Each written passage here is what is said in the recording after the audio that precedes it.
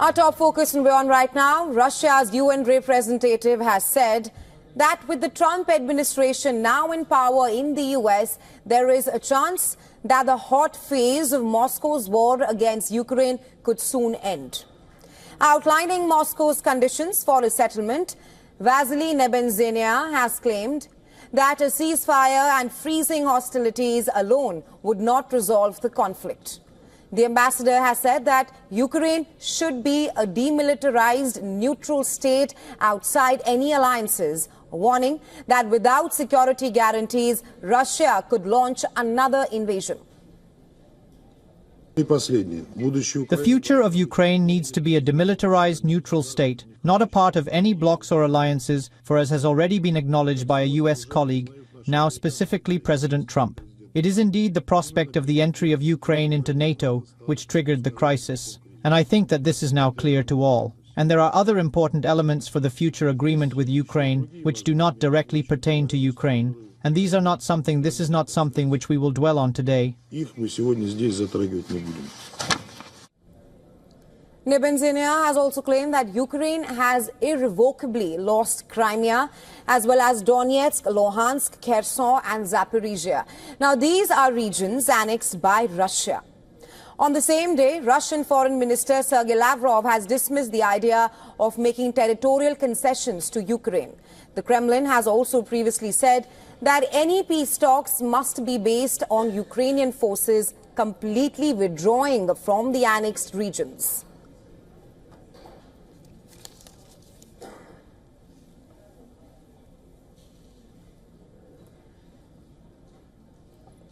The Kremlin also adds that European countries cannot be a part of any agreement to resolve the Ukraine crisis, accusing them of fueling the conflict in pursuit of their own geopolitical ambitions. Moscow's firm stance suggests that any future peace negotiations will be primarily influenced by the US and Russia, sidelining European nations. Well, as tensions grow between the US and NATO allies over Ukraine peace talks, David Pine, who is a former Pentagon officer, has revealed that the Trump administration may consider exiting NATO altogether. He has also suggested that Trump could withdraw US security guarantees for countries opposing his policies on the Russia-Ukraine war. Meanwhile, European officials believe that Trump is also likely to withdraw troops from the Baltics, leaving the continent vulnerable to Russia.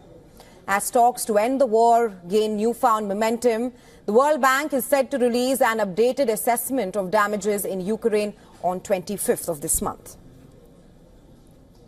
And well, for more on this, we are now being joined by Dr. Malcolm Davis. He is a senior analyst in defense strategy and capability at Australian Strategic Policy Institute. He's joining us live from Canberra. Welcome to WION, Dr. Davis. Thank you for having me.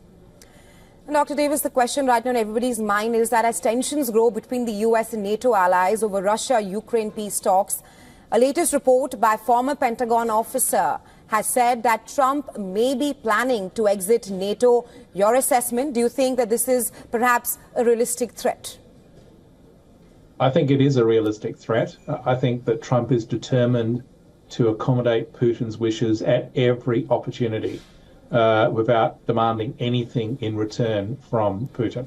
So I think that when you look back at the period immediately prior to the last invasion by Russia of Ukraine, the period of November 2021, Putin laid down a series of demands to the West, and these included the withdrawal of NATO from Eastern and Central Europe, the removal of any prospect for Ukraine joining NATO, and the removal of any security guarantees to Ukraine and the demilitarization of Ukraine. Every single one of those is now on the negotiating table. And given the way that Trump seems to be approaching this in what can only be described as a process of utter capitulation, I think it is quite possible that Putin will demand that certainly US forces and NATO forces withdraw from Central and Eastern Europe. And Trump may be incentivized then to simply withdraw from NATO altogether. Right, Dr. Davis, I do want to talk about the ramifications, but of exiting NATO, that is, if US does exit NATO. But first up, like you also mentioned, the European nations and Kiev have clearly been sidelined over Ukraine peace talks. However, European officials have warned that a Ukraine peace deal without their participation will not work. So do you think that this threat of exiting NATO is a way by which Europe may not add any roadblocks in US-Russia peace talks? Well, I think the Europeans are quite correct to say that it won't work. And I think that it's not intended to work, at least not from Putin's perspective. Putin sees a ceasefire as merely an opportunity for a pause to regroup and rearm in order to either launch the war against Ukraine in a year or so to take more territory or potentially to attack NATO directly. It's quite interesting that Russia is planning to deploy 150,000 troops into Belarus close to the Polish border in July. And I think that if you then see US forces withdraw from the Baltic states and from other potential states in Central and Eastern Europe, that would leave NATO highly exposed. So really what we're talking about here is not a ceasefire leading to peace. We're talking about a pause in the conflict leading to peace in our time. And we all know where that led in 1938. So I do think that we need to be very cautious about seeing anything positive in this situation. This situation is akin to a surrender by the United States to Putin's demands and sowing the seeds for the next war, which will be much more dangerous, much wider in geographical scope, with all the potential for escalation through the nuclear threshold.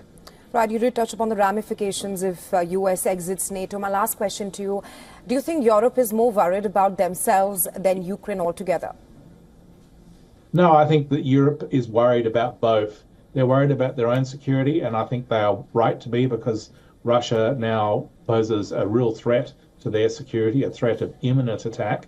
And they're also worried about Ukraine because they understand that if Russia wins in Ukraine because we essentially cede Ukraine to them as Putin demands, then it just reinforces the prospect of that wider war.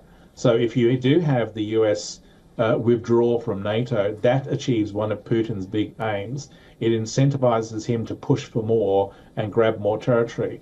And if you then have basically submission and capitulation in Ukraine, it guarantees almost that Russia will make a move against NATO within the next year or two. So I do think the Europeans are very right to be very concerned about their own security at this point. Right. Thanks very much, Dr. Davis, for joining us on WION and sharing insights with us on this story. Thank you.